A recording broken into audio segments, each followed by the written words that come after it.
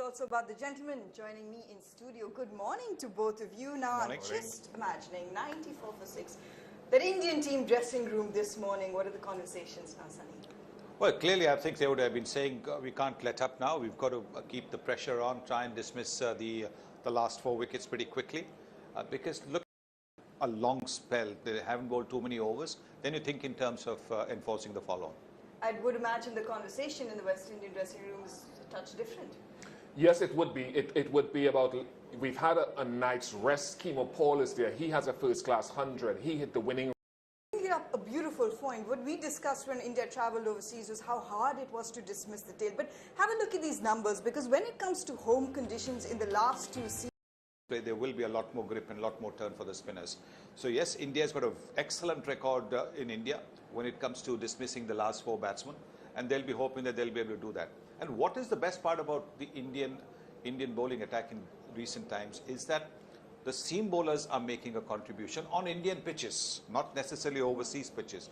On Indian pitches, they're getting wickets. They're getting wickets at the start, and because they have that little extra skid, a little extra pace, they're also able to get numbers 9, 10, 11, who sometimes can be, obstinate and stubborn at the crease. They've been able to do that in India quite successfully. So there you go. If you can consolidate as a batting unit, what do the West Indies batsmen now have to be wary about when it comes to this varied Indian bowling attack? Our Baiju's game plan. Well, thank you very much, Akash. Before these 2 gentlemen graced us with their presence in the studios, they were out there telling us what the conditions are going to be like for day 3. Let's take a look.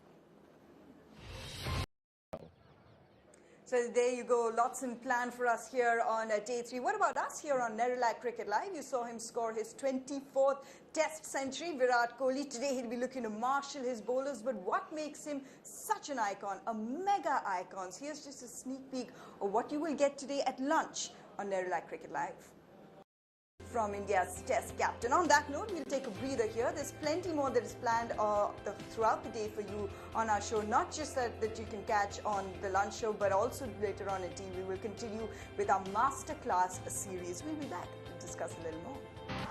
You mentioned him already. He actually has an average over 40 batting against India. So he's got to give a fight to the bowlers and frustrate them. Like you said, draw inspiration from what happened overseas? Absolutely. Those memories, and Sunny can tell you, if you played at a certain ground or against a certain team and you've had good way, but then was back down in the last 2 home series to averaging 20. But he's a good player. He's new to Test match cricket, and I think he has to shepherd Kimo Paul and the rest of them. He must be aware of the plan of them bowling straight or taking him wide.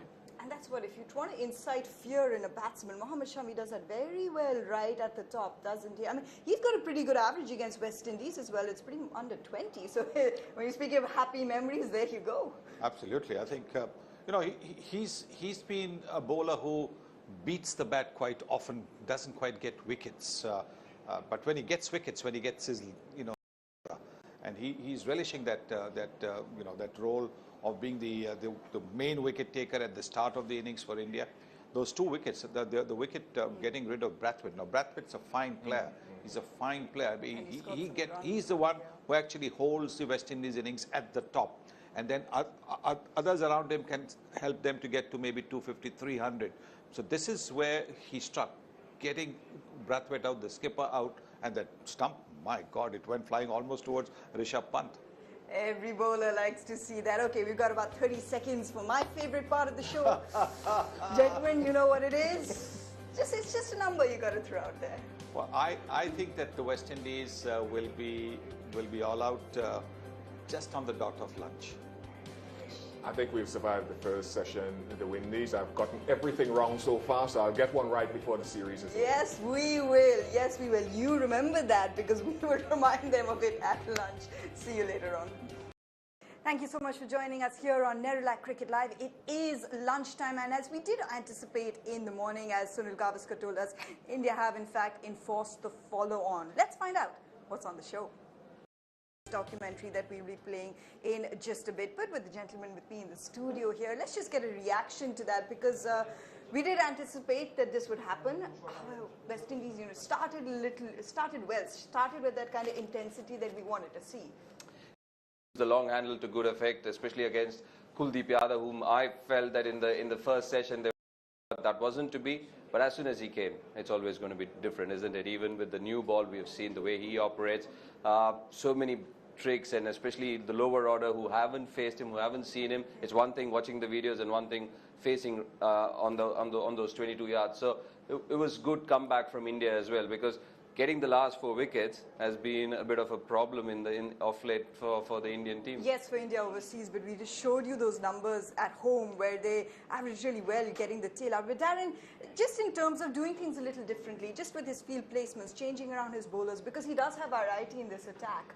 And, you know, that's where Virat is struggled a little in the morning, just bowl the last over before lunch break there. He will know that he has a job to do here. You know, you've been sent home from England. You want to make a point here. Exactly, and I think that's where I said the same thing on the first day as well to you, Mayanti. I said, when you're playing as the third bowler, sometimes you feel that extra pressure. You feel, oh, I've got Ravindra Jadeja and Ravi Ashwin.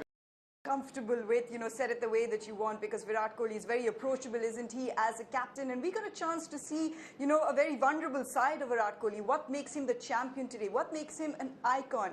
Here is part 1 of the documentary, Virat Kohli, a mega icon.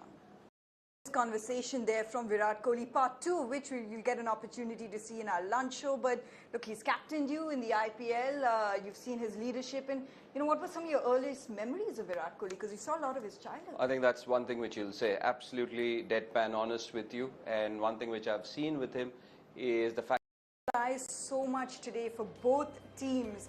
Look, we'll take a small breather. When we come back, we just discuss what needs to be done in the next session.